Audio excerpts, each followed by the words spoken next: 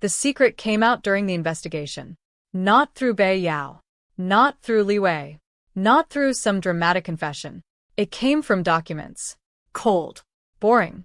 Unemotional documents.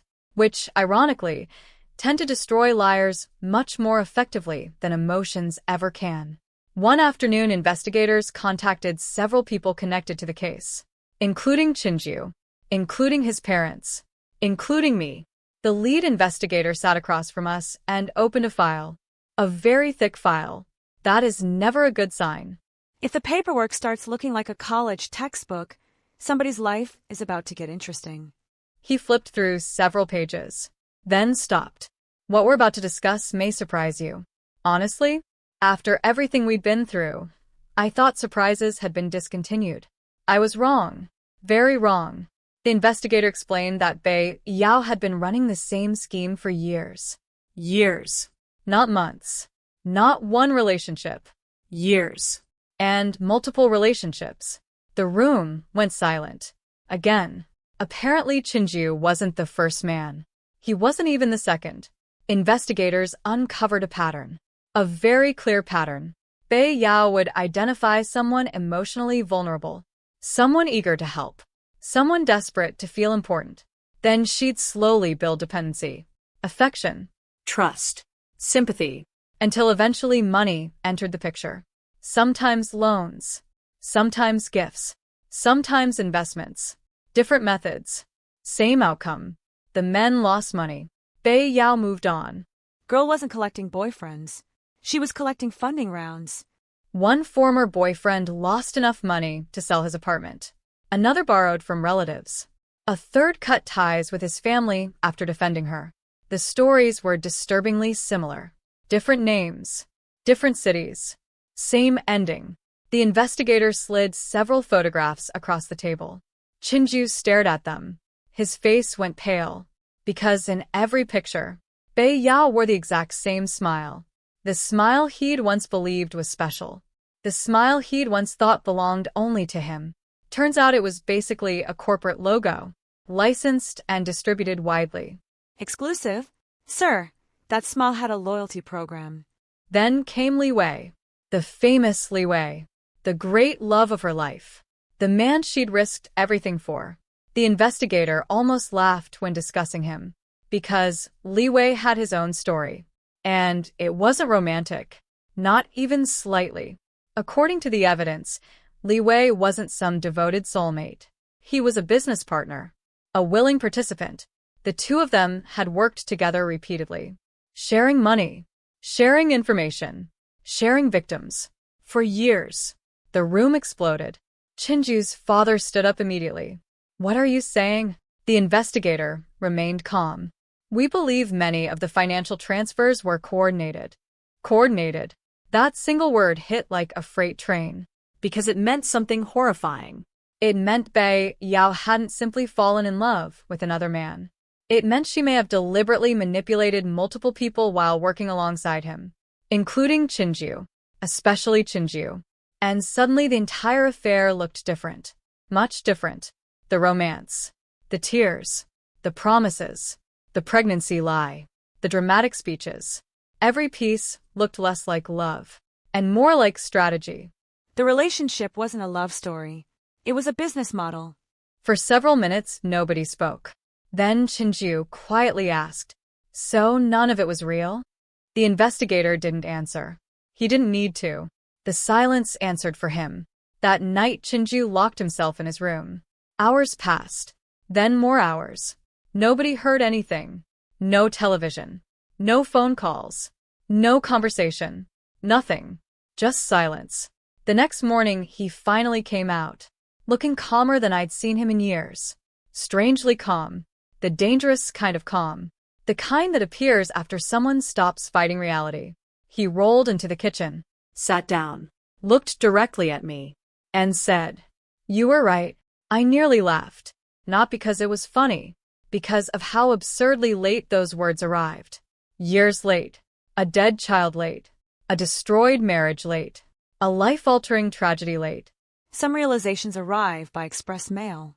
Others take a scenic route through disaster. Then he surprised me. Again. I want to make things right. For a moment, I thought I'd misheard him.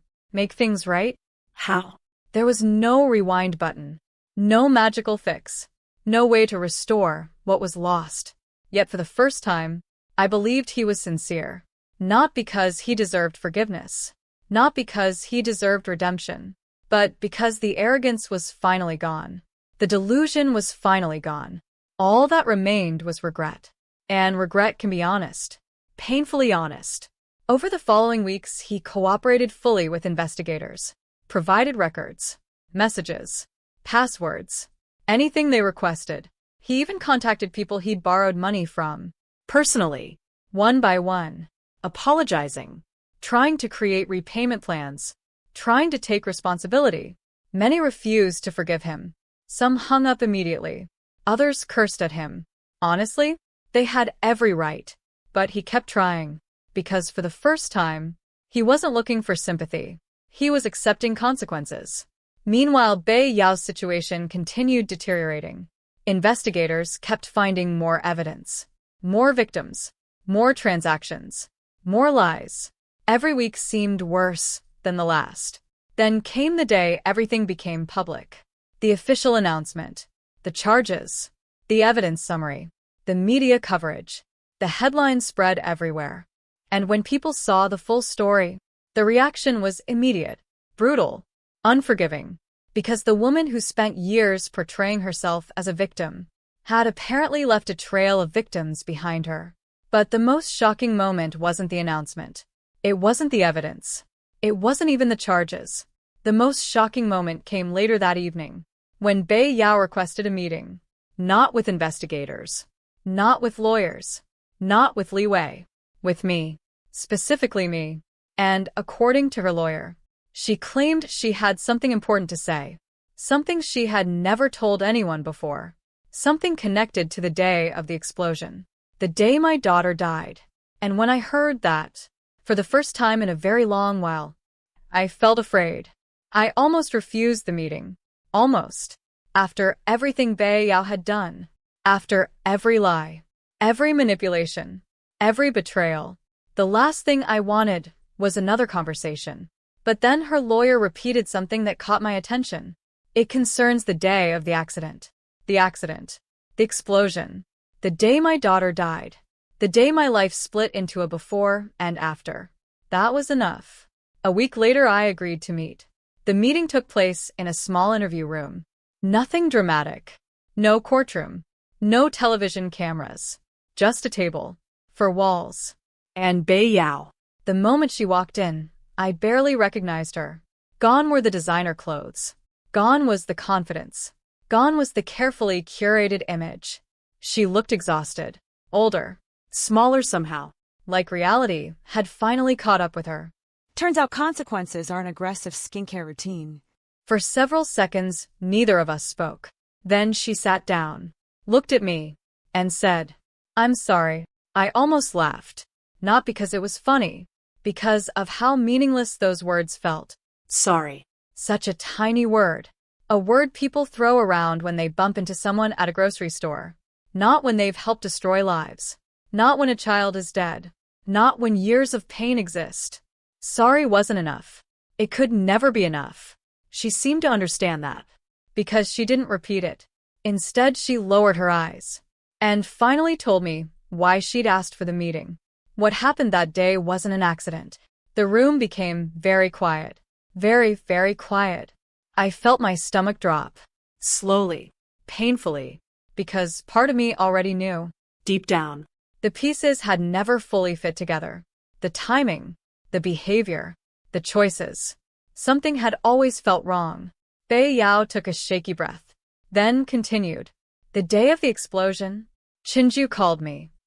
I froze. She nodded. He called me right before it happened. Suddenly, every nerve in my body was awake. What did he say? Bei Yao hesitated. Then answered. He said he was going to leave you. The words hit like a hammer. Not because they surprised me. Because they didn't. What came next did. He said he wanted a future with me. Silence. He said after that day, everything would change. I stared at her, trying to process every word. trying to understand, trying not to break apart. Then she whispered something that made my blood run cold. He knew the car had problems. I stopped breathing. For a second, maybe two. He knew. Bei Yao nodded slowly, tears filling her eyes. The brakes. The room blurred. I gripped the edge of the table. Hard. Very hard. Because suddenly memories were flooding back. Arguments. Repairs delayed. Maintenance postponed. Warnings ignored. Things I dismissed at the time. Things I desperately wished I'd paid attention to. Then Bei Yao delivered the final piece. The mechanic warned him. My heart dropped. Straight through the floor. Apparently weeks before the accident, a mechanic had told Chinju repairs were urgently needed. Not recommended. Needed. Immediately. The repair wasn't even particularly expensive. But Chinju delayed it. Then delayed it again. Then delayed it again. Because all his attention was elsewhere. All his money was elsewhere. All his priorities were elsewhere. With Bei Yao. Not with his family. Not with safety. Not with responsibility. With her. Sometimes selfishness doesn't pull the trigger. It just leaves the gun loaded. The room spun. Not because he'd wanted us dead. There was no evidence of that. Not because he'd planned the accident. He hadn't. But because his obsession had created the conditions for it.